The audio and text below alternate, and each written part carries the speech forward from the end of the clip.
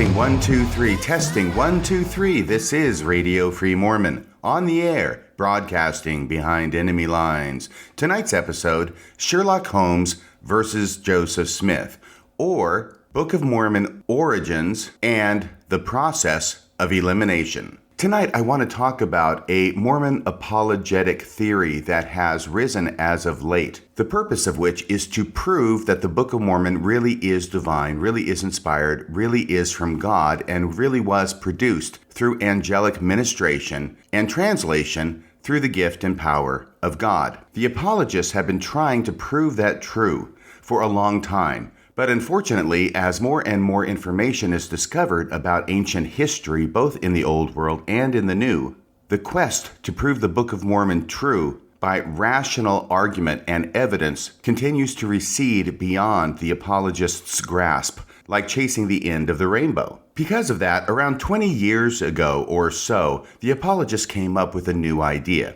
And that idea was not to prove the Book of Mormon true, but to prove that all the naturalistic explanations for the coming forth of the Book of Mormon are not true, with the idea in mind that once you have eliminated the competition, the only man standing, i.e. the divine explanation for the Book of Mormon, must be correct. And of course, this is where Sherlock Holmes comes in with one of his two most famous quotes. This is where he is describing to Watson his process of elimination. When you have eliminated the impossible, says Sherlock Holmes, when you have eliminated the impossible, whatever remains, however improbable, must be the truth. Now, that is a wonderful statement. It is axiomatic that that is correct. Indeed, once you have eliminated the impossible, whatever remains, however improbable, must be the truth. And this is the tack the apologists are taking, or at least trying to take, with this particular argument. I first heard this kind of argument around 20 years ago, I believe it was, from Daniel C. Peterson. I don't know if he originated the idea, but that was where I heard it first. And more recently, Brian Hales has picked up the baton and continued to run with it. This seems to be one of the mainstays of Brian Hales' arguments as it relates to the Book of Mormon. A little over a year ago, he was on Rick Bennett's Gospel Tangents show, making this argument, and that is how I knew that it is still alive and kicking in the Mormon apologetic world. Because of that, I thought it might be a good idea to take a little time today and talk about this theory and why it is that it is not all that it is cracked up to be. In fact, this particular methodology has so many holes in it as to render it completely unworkable and useless. But you have to go a little bit below the surface to realize that, at least I did. On the surface, when you're invoking Sherlock Holmes and talking about the way this theory works, it sounds like a good idea. It has a patina of legitimacy to it, but it is only a patina. And once again, we'll find out that once we get past the surface, things fall apart, the center cannot hold. So let me detail this theory for you from the apologists' side. I've already said that there are a certain number of naturalistic explanations for how the Book of Mormon came forth. And on the other hand, there is the church's position that it came forth through divine means. So naturalistic explanation versus supernatural explanation. Here are the different naturalistic explanations for the origin of the Book of Mormon from 1829 to the present that Brian Hales has identified. They are 6 in number. The first is the original manuscript of the Book of Mormon was written by Solomon Spaulding. Number 2, collaborators helped Joseph Smith create the text. Number 3, Joseph Smith's mental illness enhanced his writing ability. Number 4, automatic writing. Joseph functioned as a spirit medium while dictating the Book of Mormon. Number 5, Joseph Smith, perhaps with help from his environment, the Bible, and other books, was capable of producing the Book of Mormon from his own intellect. And more recently, since William Davis came forth with his book, Visions in a Seer Stone, where Davis argues that Joseph Smith used commonly known techniques of ministers in Joseph Smith's day in order to produce the Book of Mormon as a dictated text. That is now number 6 on the list that Brian Hales has compiled of naturalistic explanations for the Book of Mormon. So the idea then is to go through each of those 6 Naturalistic explanations show that they are not true, and if you can eliminate all 6 of the naturalistic explanations, then, so the argument goes, the Church's position that the Book of Mormon is divine must be correct. Now, the first thing to note is that this methodology, of course, shifts the burden of proof. Generally, the burden of proof is on the person making the claim. The Church making the claim that the Book of Mormon is of divine origin. That burden would naturally fall on the Church or its apologists. What this methodology does is shift the burden of proof over to the advocates of naturalistic explanations for the Book of Mormon and demanding that they prove that their explanation is the correct one. What this allows the apologists to do is to puppy guard their pet theory from examination. And indeed, you can see that if you use this type of methodology in any other context, that's exactly what's happening. Your pet theory is puppy guarded, is safeguarded, is blocked off from any kind of discussion, any kind of examination, any kind of critique. And what you've done now is put the other theories, the competing theories, in the hot seat, and those are the ones that have to prove their merits. And if they can't, then your theory, which was never discussed, by the way, and never talked about, must be correct. Now, one might think that the reason for this is because the Book of Mormon is incapable of being proven divine, and the manner in which it came forward incapable of being proven to be by the gift and power of God.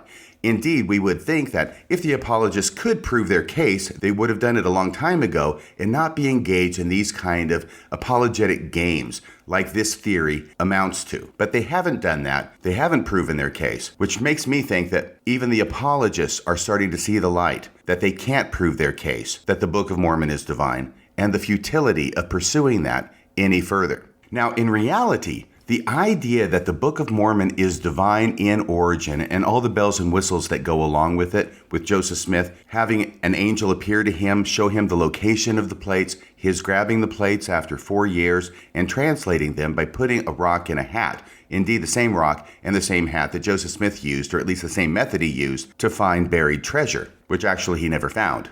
But still, it's the same method. That theory that the Church holds is the least likely of any of the naturalistic theories. So if you take these 6 naturalistic theories and put it over here to one side, and the theory that the Church posits that the Book of Mormon is divine over here on the other side, and you start ranking them as to which is the most likely and which is the least likely, the Book of Mormon being produced by supernatural means is the least likely, at least in my opinion, of any of the theories. Put another way, any naturalistic theory, however unlikely, is astronomically more likely than the Church's position on the theory of how the Book of Mormon came into existence. Now, the Church's theory of divine origins for the Book of Mormon is not only the least likely because of angelic and divine intervention, as I mentioned before, but it is also the least likely because the Book of Mormon contains so much material that is readily identifiable as coming from early 19th century America. And indeed, even faithful Mormon historians such as Richard Bushman and Patrick Mason and Terrell and Fiona Givens have acknowledged either tacitly or explicitly that the Book of Mormon does indeed contain a plethora of early 19th century American material. But that fact never comes out as you proceed with the current methodology, the process of elimination methodology that we're talking about today. You see, you never talk about the Book of Mormon. You never talk about the fact that it contains all this 19th century material. You never talk about the anachronisms because you never talk about the Book of Mormon's contents or its manner of production. That's the beauty of this methodology. So really what ends up happening is that the apologist takes the least likely scenario. And let's stop talking about it for a second as naturalistic versus divine theories, okay? Because really, they're all just theories about how the Book of Mormon came into existence. Whether it's natural, whether it's divine, they're all theories. And as I look at these theories and rank them, the divine theory of the Book of Mormon's coming forth is the least likely of any of the other theories. Now, people may differ with me on that. That's fine. You're certainly welcome to do that. But in my opinion, it's the least likely theory. So now, for the sake of argument, let's assume that the divine origin of the Book of Mormon really is the least likely theory. And then let's see how that works its way out through applying this methodology. If indeed the divine origin theory of the Book of Mormon is the least likely theory, then what you have done is you have taken the least likely theory and shielded it from any kind of critical analysis. You're puppy guarding it. Nobody can talk about it. You can only talk about the more likely theories. And if you can punch a hole in each of the more likely theories, then you end up with a very strange situation of proving that the least likely of all the theories must be the correct theory. That is one of the fundamental flaws in this methodology, is that it allows for the situation to occur where the least likely theory ends up being the correct theory. And indeed, that's exactly what happens as I see Brian Hales pursue this line of inquiry and methodology. He ends up justifying and validating the least likely theory. And when you have a methodology that justifies and validates the least likely theory, then it's a good hint that your methodology is flawed and maybe you should go back to the drawing board. Now let me just say a word about poking holes in each of the naturalistic theories. Brian Hales is able to do that, although he has trouble with automatic writing. I have to admit to you, we did a Mormonism Live on that exact issue about a month ago. He doesn't do a very good job with automatic writing, but he does do an okay job with each of the other naturalistic theories of poking holes in them. And the reason he can do that is because the evidence, the historical record on the subject, is not univocal. It does not speak with one voice. It has different accounts from different people and even different accounts from the same people all over the place. So there is no theory under the current state of the historical background on this issue. There is no theory that doesn't contradict some of the evidence and therefore have the ability to have holes poked in it. I just want to make that clear. Yes, there is no theory about the Book of Mormon coming forth or precious little else in Mormon history where any theory that's presented won't have contradictory evidence to it because the evidence is all over the place. So it's no great feat to be able to poke holes in any naturalistic theory or indeed of any supernatural theory of the Book of Mormon. But I'm getting ahead of myself on that, and we'll get to that in a few minutes. Another problem with this methodology and using the statement by Sherlock Holmes in order to justify it is that Sherlock Holmes once again stated when you have eliminated the impossible, and I'm going to emphasize that word impossible right now, when you have eliminated the impossible, whatever remains, however improbable, must be the truth.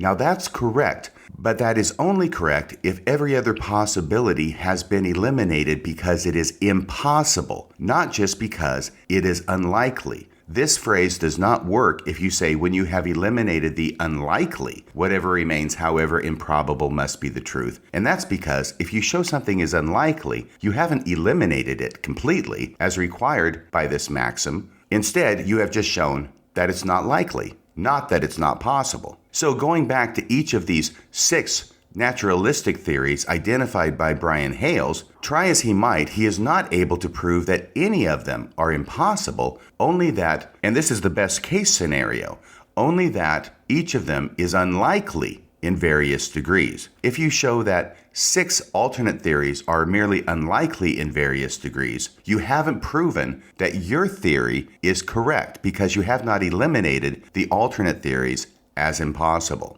Now, the supernatural theory promoted by the church is extraordinarily unlikely. Some would say it is impossible, but I don't know that I would go that far. What I would say is that the story told by the church is, statistically speaking, astronomically unlikely. In other words, this kind of thing doesn't happen every day, and in fact, very rarely does an angel appear to somebody, and only once in history has an angel appeared to show somebody where gold plates are buried, and then permitted the person to find them and translate them, not by looking at the plates, but by putting his face in a hat and dictating, using the same stone he earlier used in treasure digs to find buried treasure, none of which he ever actually found, period. So the likelihood of the church's theory being correct, even if we accept it as possible, is vanishingly remote. In fact, you could say it's a one-off. It's happened only once in the entire history of the world. Now, if it did happen with Joseph Smith, at least this would seem to have to be the apologetic position. So that suggests to my mind a thought experiment. And here's the thought experiment. Out of all 6 of these naturalistic explanations, choose the one that you personally find to be the least likely. And once you found the least likely explanation that is naturalistic, compare it to the church's supernatural explanation for the Book of Mormon and see which of the two is the most likely. My point of view is that even if you take the least likely naturalistic explanation for the Book of Mormon, it is going to be astronomically more likely than the church's position. So for instance, if I were to do this thought experiment for me, I would take the least likely of the naturalistic theories, which to my mind is probably the Solomon Spaulding theory. This theory requires a second missing manuscript and secret visits by Sidney Rigdon to Joseph Smith for the religious parts of the Book of Mormon. At least that's the understanding I have of one particular permutation of the Solomon Spaulding theory. This seems extremely unlikely because there seems to be little to support it, and on the other hand, evidence that contradicts it. First off, the original manuscript was found, and it turned out it had little to nothing to do with the Book of Mormon, which then led proponents of that theory, undaunted by this discovery, to postulate that there had been a second manuscript, which remains missing to this day, which does look a lot more like the Book of Mormon than the original manuscript. You can see why I consider this to be unlikely. Not only that, there is no historical record that Sidney Rigdon ever met Joseph Smith before the church was organized. Indeed, it looks like the first time he met him was probably 1831. So you can see that the Solomon Spaulding theory becomes, at least in my mind, more and more unlikely to be correct. But, and this is an important but, regardless of how unlikely the Solomon Spaulding theory may be, it is astronomically more likely to be correct than the LDS theory of how the Book of Mormon was produced. This is the problem when apologists try to enter the lists of statistics and probabilities in order to prove their case. They don't get to shift to the spirit or faith in the middle of the conversation, like Brian Hales is wont to do. They have to stick with statistics. They have to dance with the one that brought them. Now, any of these naturalistic theories, even the weakest, is astronomically more likely to be correct than the LDS theory, statistically speaking. And not only that, let's postulate something else now. We know that Brian Hales has identified 6 naturalistic explanations for the production of the Book of Mormon, and he feels that he has demolished each of the 6. And let's just say, for the purpose of argument, though it's not correct, that if Brian Hales has put holes in all of these arguments, and if that means that the Book of Mormon being produced by supernatural means is the only theory left standing and everything is wonderful, and the Book of Mormon has been proven true, there's still a problem. And that problem is that someday, maybe sooner, maybe later, somebody else may come up with a 7th naturalistic theory as to how the Book of Mormon was produced. And that 7th naturalistic theory may account for the evidence better than any of the prior 6. We don't know what that would be because it hasn't been discovered yet. But hear me out. Here's the problem. The possibility that a 7th naturalistic theory could be created in the future that accounts for the evidence better than the other 6 naturalistic theories, the possibility of this creation or discovery of a 7th theory, just that possibility is astronomically more likely than the church's position on how the Book of Mormon was produced. Indeed, we know that this list of naturalistic theories went from 5 to 6 recently because of an additional theory that was produced by William Davis in his book Visions in a Seer Stone. So this isn't something that's just speculative. This has happened even recently, and I think we can expect that it will continue to happen in the future. More and more theories will be presented. Now, there's still another problem with this methodology that Brian Hales is promoting. You see, Brian Hales is arguing for a discrete theory of Book of Mormon production. In other words, he's presenting as if he has one theory and one theory only that he is puppy guarding,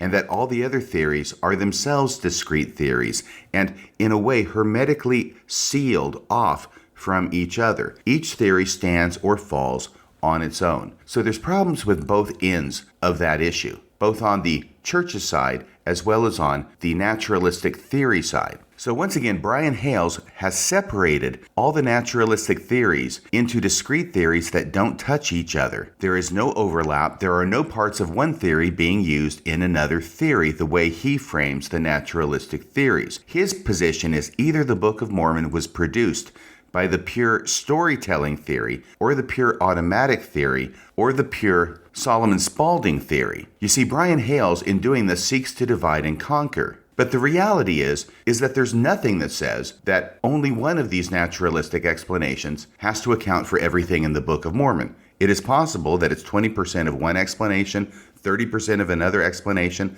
50% of another explanation. And indeed, that only makes sense. And by recognizing this, I can understand then why Brian Hales wants to divide each of these theories up and talk about them as discrete theories instead of admitting the obvious possibility that there could be bits and pieces from the different naturalistic theories that were used in order to produce the Book of Mormon in a naturalistic way. So that's on the naturalistic theory side of the ledger. Let's go to the LDS Church's position, because Brian Hales is doing a similar thing there. He is pretending as if there is only one theory for the divine origin of the Book of Mormon that can be defended. He's acting as if that is its own discrete theory. Even though we never talk about it, at least using this methodology, because it's shielded off from criticism, that's his position, at least implicitly. But the reality is that there are as many theories for the supernatural production of the Book of Mormon as there are theories for the naturalistic production of the Book of Mormon. There are apologists who are still maintaining that the Book of Mormon is an authentic record, a historical record of people and events in ancient America, and that Joseph Smith translated this record word for word from what was written on the gold plates. There are also people who maintain, and have at least since B.H. Roberts' day, I believe, that there was a loose translation, that Joseph Smith isn't doing a word-for-word translation. Instead, he just has ideas or concepts presented to his mind, which he then has the ability and the freedom to express in his own language that he himself chooses. So the first of those theories is sometimes called a tight translation theory. The second of those theories is called a loose translation theory.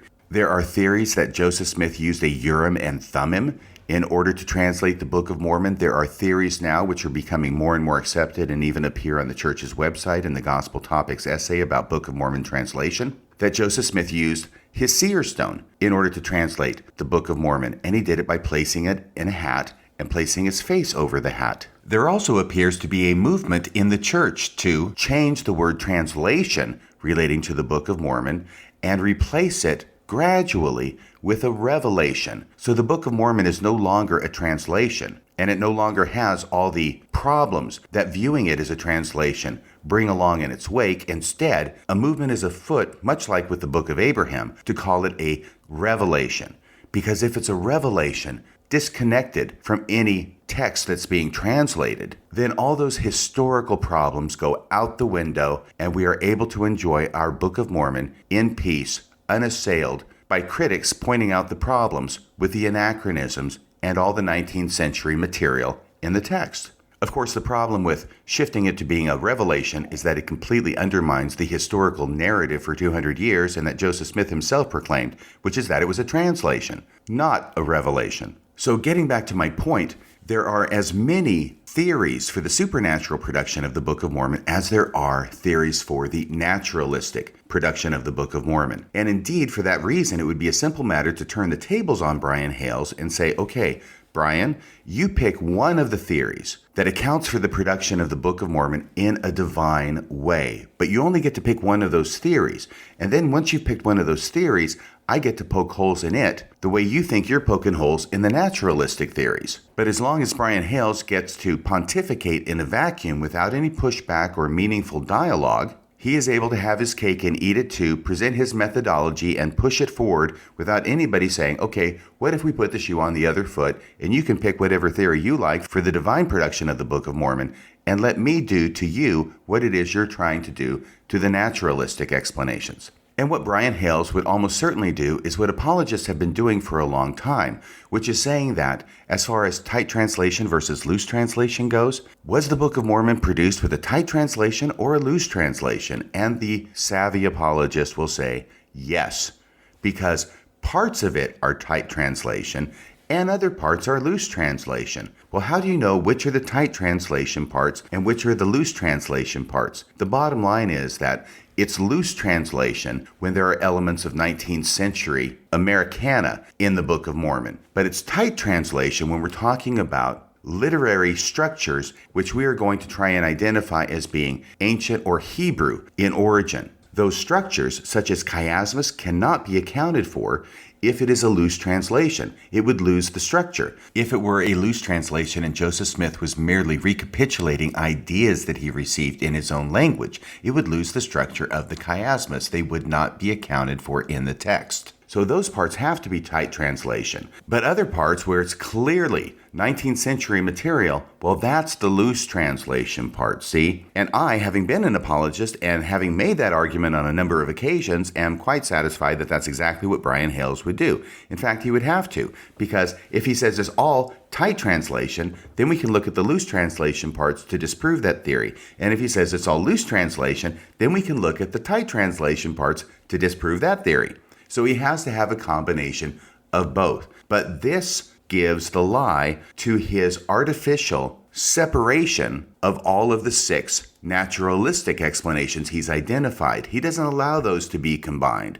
But in order to do the same thing and defend the Book of Mormon, if we were able to reverse the tables, as I have explained, he would be compelled to take different elements from different theories for the supernatural production of the Book of Mormon in order to defend it. Therefore, it would be inconsistent for Brian Hales to have a problem with taking any of the 6 naturalistic explanations and taking bits and pieces from those different explanations as needed to account for the naturalistic production of the Book of Mormon. So the bottom line on this issue is that even if Brian could prove that all 6 of the naturalistic theories are impossible, which he hasn't done, by the way, this is for purposes of argument, okay?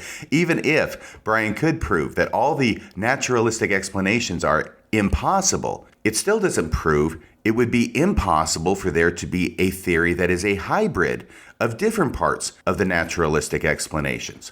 I also want to add that most apologists will acknowledge that Joseph Smith must have used the King James Bible during his translation of the Book of Mormon in order to account for the King James Version passages that are undeniably present in the text. As far as I know, this theory started with Sidney Sperry quite a number of decades ago, and it has been adopted by most Book of Mormon apologists. The presence of the King James Version of the Bible is so obvious and extensive in the Book of Mormon that it cannot be gainsaid or argued against credibly. So as I say, most apologists have adopted the idea that Joseph Smith had to have used the Bible during his translation of the Book of Mormon. But note, as soon as you go there, as soon as you acknowledge that Joseph Smith used a Bible in translating the Book of Mormon, you have introduced a different theory into the pure revelation theory or the pure translation theory.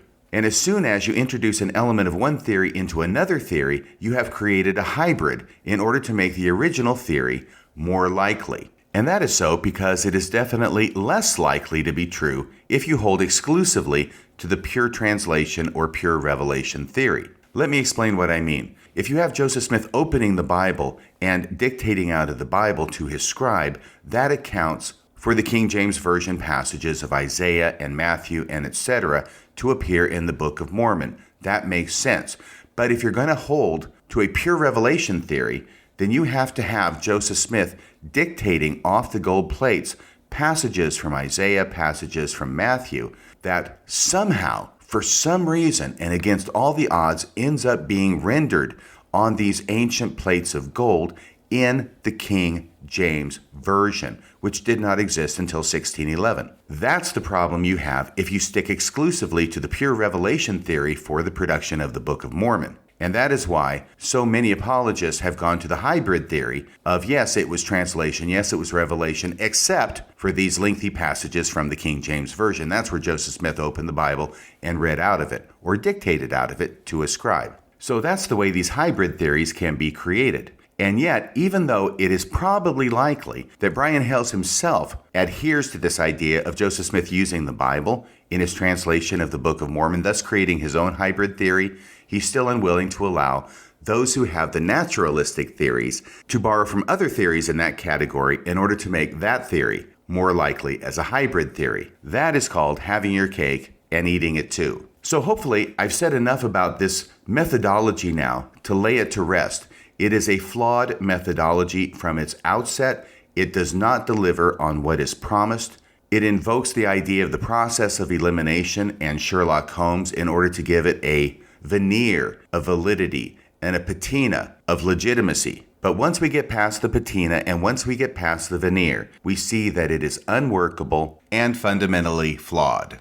The only way, once again, the only way it would not be flawed is if you have 6 theories or 7 theories or however many theories about how one thing was accomplished, and each of those theories is absolutely discrete and cannot borrow from another theory, and if there's no possibility that an additional naturalistic theory could be created. Once you've got all that together, if you can take all of those naturalistic theories and not just show they're unlikely in different degrees, but literally prove that they are impossible. They could not have happened in this or any other universe. If you could do that, then yes, you could show that the Book of Mormon must be divine. But that is not possible, not with this theory at least, and not with this evidence, and not with this apologist. Well, that's about all for tonight. I hope you've enjoyed the show. If you like what you hear at Radio Free Mormon, please consider going to radiofreemormon.org today and making a monthly donation.